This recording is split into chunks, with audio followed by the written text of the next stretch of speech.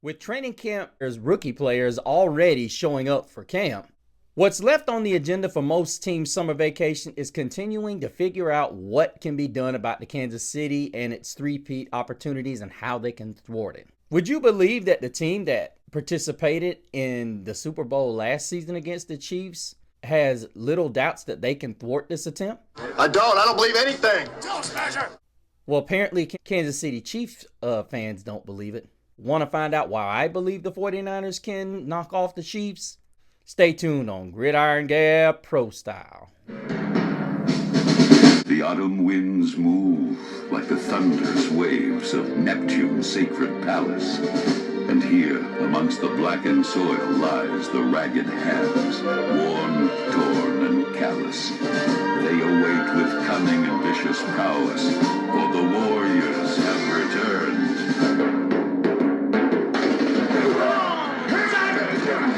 Come on, Dirt! Don't do it!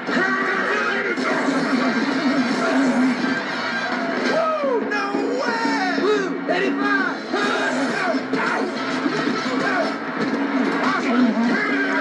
Crying out loud! You're making me, you're driving me nuts!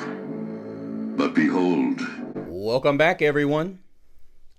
Thank you for spending a little bit of time with us on Gridiron Gab Pro Style. I am, of course, Mr. CeeLo. Thanking you so much for coming back, spending a little bit of time with us as we're getting close, you guys. We got some teams that already have the young guys coming back for training camp purposes, and the 24-25 season will officially be underway for a lot of teams. But as you guys know, I've been getting a lot of action here on Gridiron Gab Pro Style here. A couple of more subscribers have joined the Gridiron Gab PS family, and of course YouTube is doing a phenomenal job not showing me who you guys are, so my apologies there. But another bit of housekeeping I'm gonna do is I've been getting a lot of comments. Chiefs fans are apparently salty at me. Run. And I want to bring up Black Death 920, who is really lamenting what I believe. Chief fans are drunk off their success. well done. Very true, Black Death, because the reality of it is every season is different. And as you guys know, I believe the Chiefs were not the best team. Black Death also commented again by saying, I agree the Chiefs won't repeat, but disagree on Pacheco. He's legit. Black Death, listen, love the comments. You feel something, I feel something differently. And listen, I'm not going to go into a back and forth. Maybe if you comment a little more and elaborate on what you see. There are some things Pacheco doesn't check the box on. He kind of reminds me of a Mike Davis, Algiers in Atlanta type of guy. He's a hard runner, no doubt. But as far as being that guy, I just don't see it. But I respect your comment. I'm not going to go any further on that, Black Death, because yes, you had some really good comments, and I respect your take, if you will, because that's really what it is. And I like breakdowns. So if you want to get in the comment section and whatnot, and we have a full-fledged discussion, that would be great. Thank you, Black Death. Gab out to you. DKim 2013 said Mahomes Chiefs and the Chiefs will move the sticks 3-peat, 4-peat, 5-peat, 6 in a row for the greatest NFL run in history, even though it already is the best 5-year run in NFL history. 4 out of 5 Super Bowls, winning 3 in the most postseason and regular season games won. Highest average winning margin. Mahomes will have 5 NFL MVPs, 7 Super Bowl MVP, leaving Brady in the dust for the GOAT conversations, then retire and get elected. It's not funny, Ed. Hey, shut up! DKim 2013, listen, bud, you know, I can appreciate the love that you have for the Kansas City Chiefs and Patrick Mahomes. Listen, I never said he wasn't a great player. I don't think you got to look at the concept of last year they weren't the best team and they managed to win it. And they won a lot of close games. Now I do agree that this team offensively is better, but they did not get better defensively.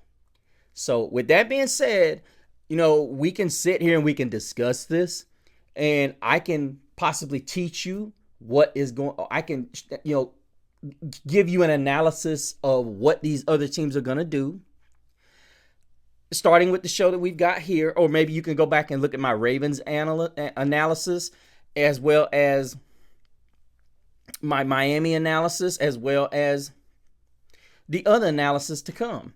But the reality of it is the Chiefs are a different football team this year. And what, to me, separates a lot of teams that have even gone back-to-back is they changed some things. This year, Kansas City has went from a true blue power defense to some really difficult decisions in their defense. And guys, if you watched the Baltimore show and you watched the opening show of why they won't repeat, then you'll understand exactly what I'm referring to. But to be completely dismissive about what this team brought back as opposed to what they let go, or what they brought in as opposed to what they released, you got to be realistic. You guys already know what the deal is as far as what you lost. And then I had Kim also go on and on. Okay, they aren't going to 3-peat. They're going to freaking 5-peat. Sit back and watch. What? And then he had a bunch of replies. David said, sorry, buddy, but you're not winning every year. And then Kim comes back, sure we are. You fucking idiot. David also says, only in your dreams. And yeah, listen, I don't mind friendly banter. That was great that you guys were able to go back. But here's the thing. This platform is about good, strong conversation where you can bring not necessarily always facts, but hardcore analysis. You have to be able to bring real hardcore analysis here. That's what this is about, is being able to come together as a fan bases, as separate fan bases, all for one strong collective conversation.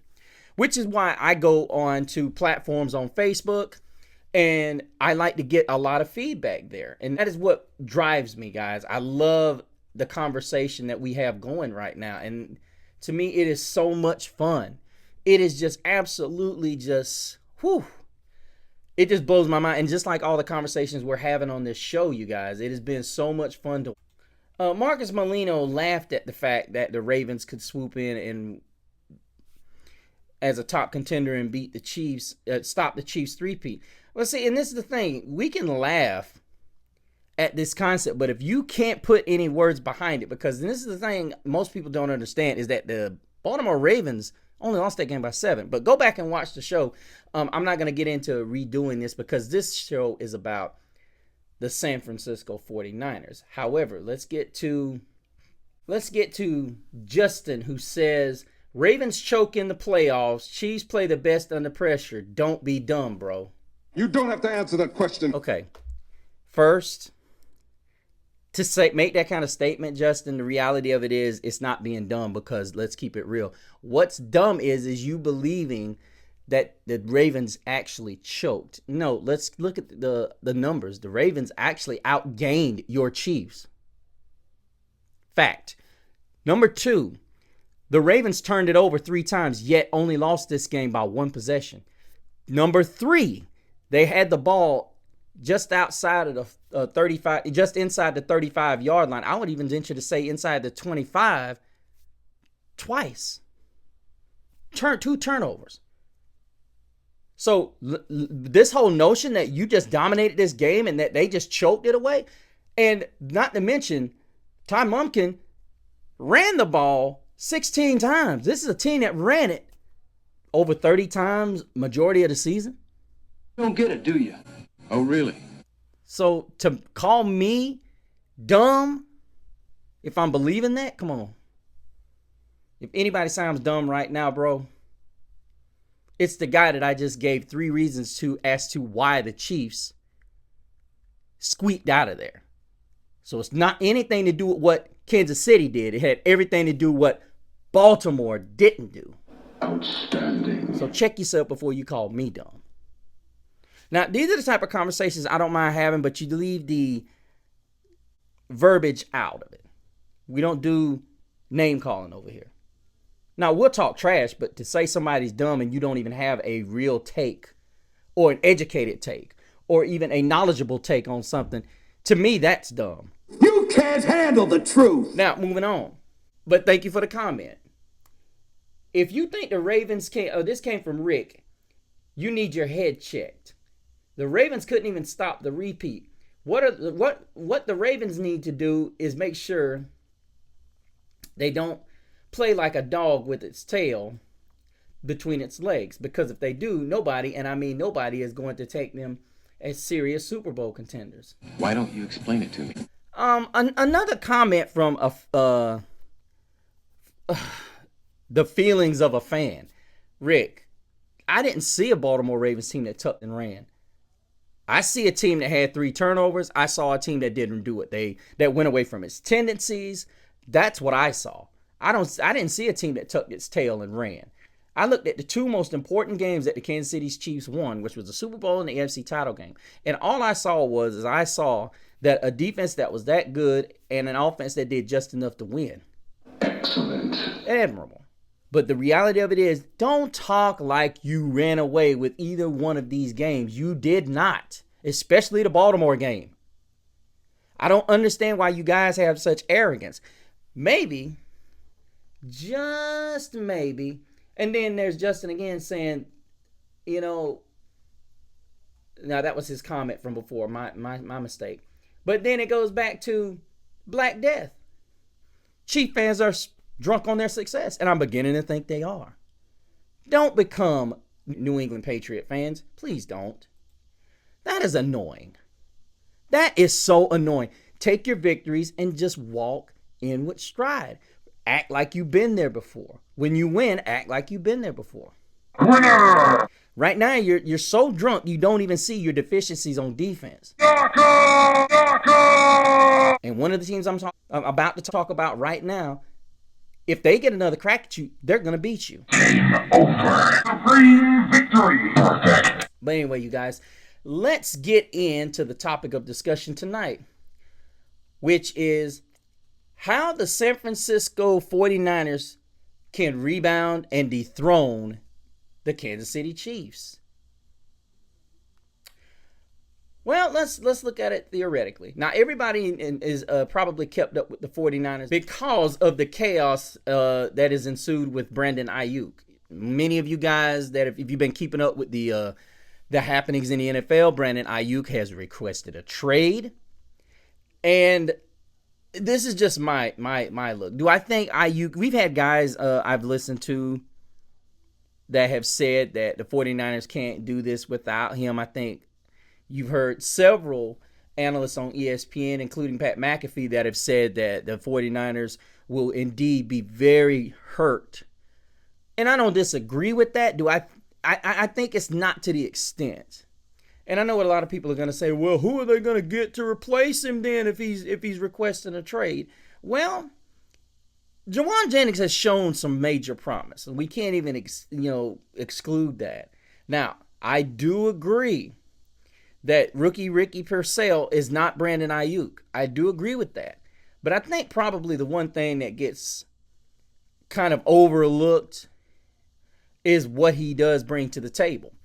You look at a guy that was targeted 105 times last season, had 75 grabs, 7 scores, 1,342 yards, as I said, the 7 touchdowns.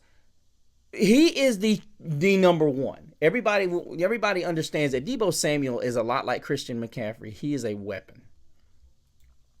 And Brandon Ayuk is that guy that really settles in a type of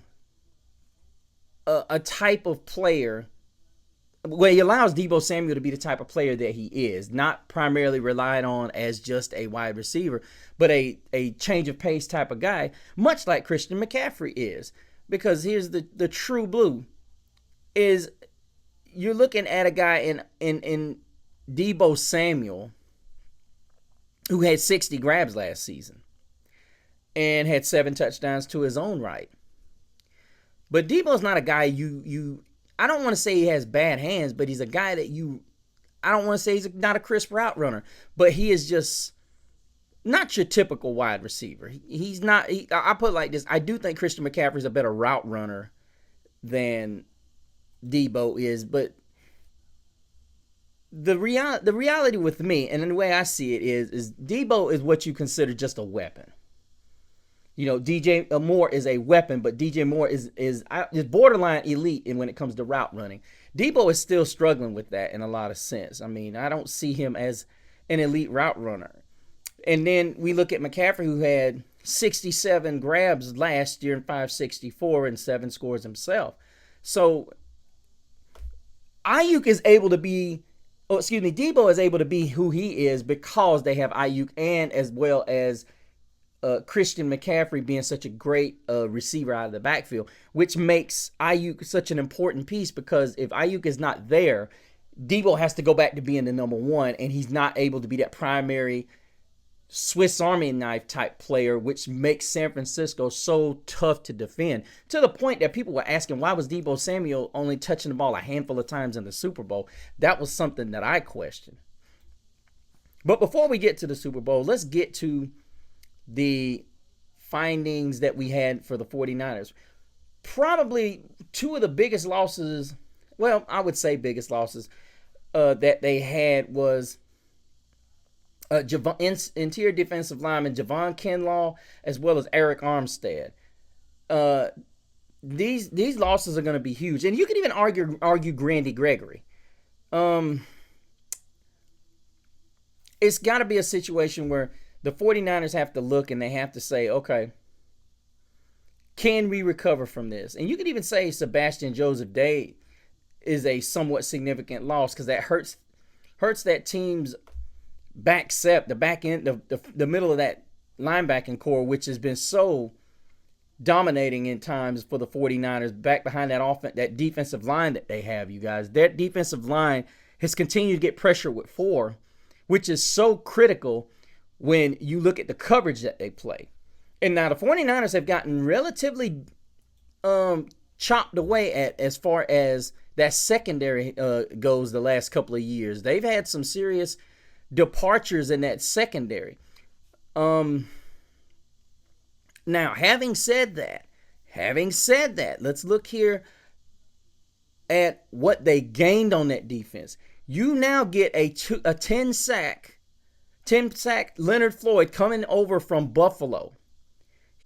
Huge addition.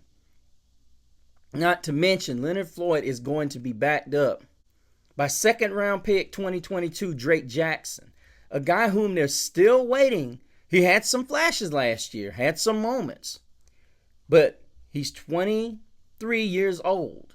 Second-round pick in 2022. The Niners are hoping for big things out of Drake Jackson, but now he goes to the backup role, possibly behind an aging vet like, a hometown favorite of ours, grew up right down the road in Eastman, Leonard Floyd. He's going to work behind Floyd and possibly get Drake Jackson to that next level, becoming that 10-sack guy. And to me, this was the huge addition that the 49ers needed on the opposite side. To me, this is going to be enormous for this team.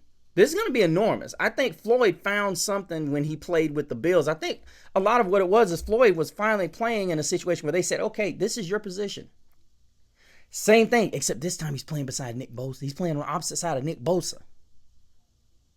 Chief fans, wake up. Wake up.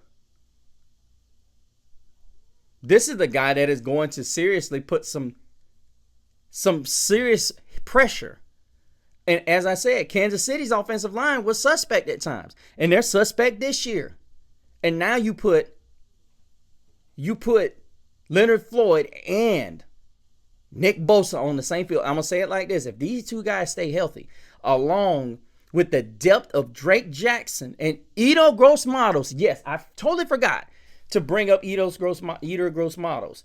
This was a huge signing for the 49ers, because this guy was a starter for the Carolina Panthers. And you guys know I know about the Carolina Panthers. Now, people are going to look at it and say 4.5 sacks. Not much. But he finally started to get his stride as a pass rusher. Not to mention, he's elite as a stopper on the edge. A very good run stopper, very good in the run, which doesn't apply to the Chiefs. But here's the reality. The 49ers are going to win this game with pass rush. You heard me.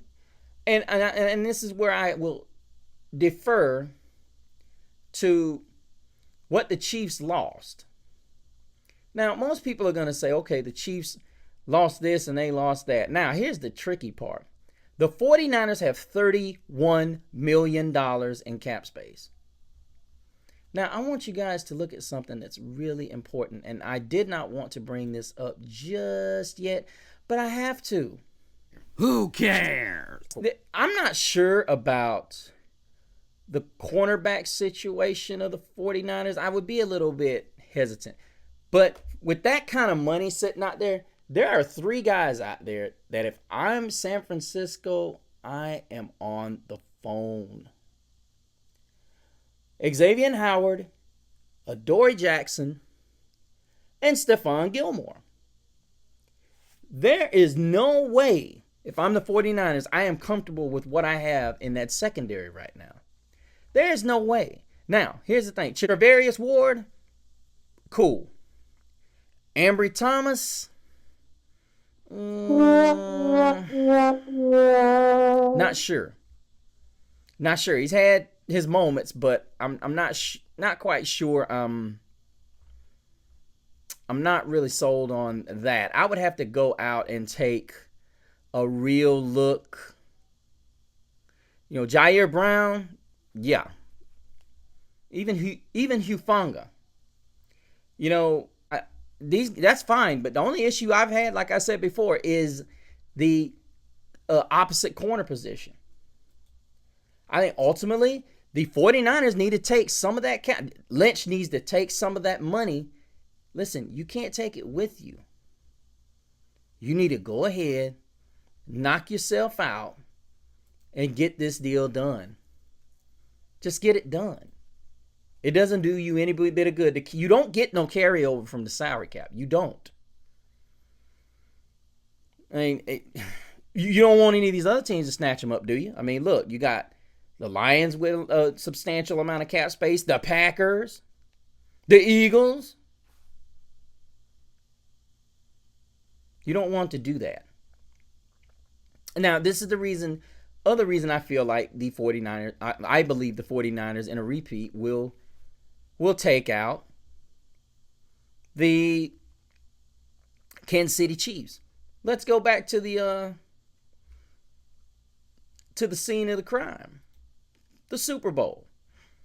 Now, if we're going to really be fair, and I know what people are going to say, what's fair? The 49ers were up 10-3 at the half. Now, many of us realize that this game could have been out of reach early. Kansas City fans. So while we're sitting here talking about the 49ers ain't going to do this and they're not going to do that, Mahomes did throw an interception. He went 34 for 46, 333, and was sacked 3 times. But you won that game with 30 carries, 130 yards. Beautiful game plan if you're the 49ers. And then Mahomes went 9 for 66.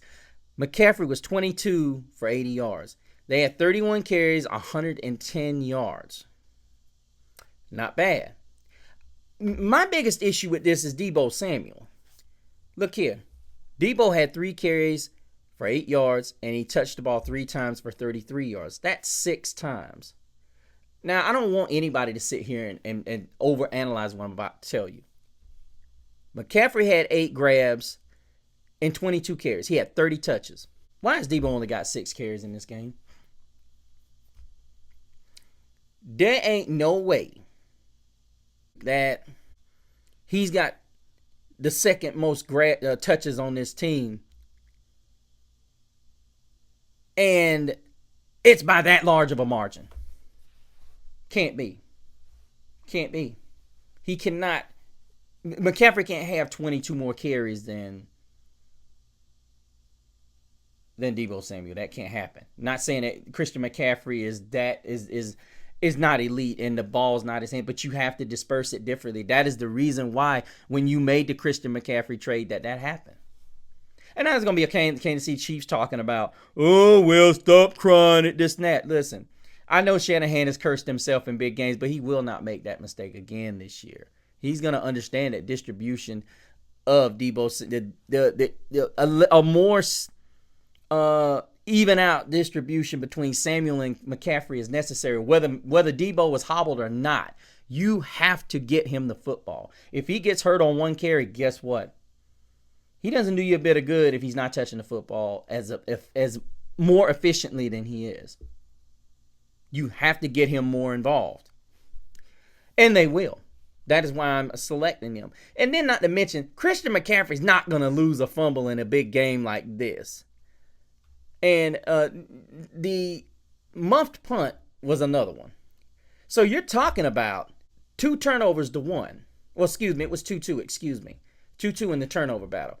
But then there were too many times that I believe that the 49ers were trying to get away with the game instead of winning the game. And we look here in the fourth when the 49ers were, I don't want to necessarily say they finally woke up and said, hey, we're going to get right back to it and we're going to do what we were doing. You look at where this game went and how the Niners were really an extra point from winning this game because we knew the extra point was going to come back big. I remember looking at the guys that I was watching the game with, and I said, hey, extra point's going to come back and beat them. And it did. So all this talk about, oh, the Niners can't beat us, you were 1 point from going home. You call it what you want. You 1 point away from going home.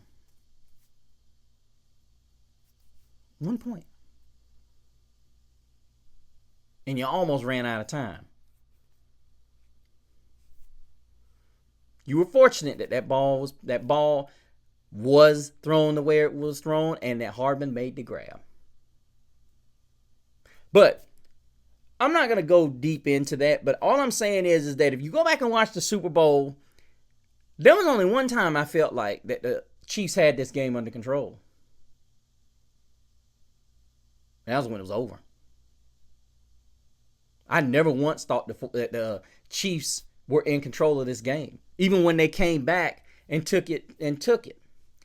I never once thought that this was a situation where they were going to take this game, even when they got ahead.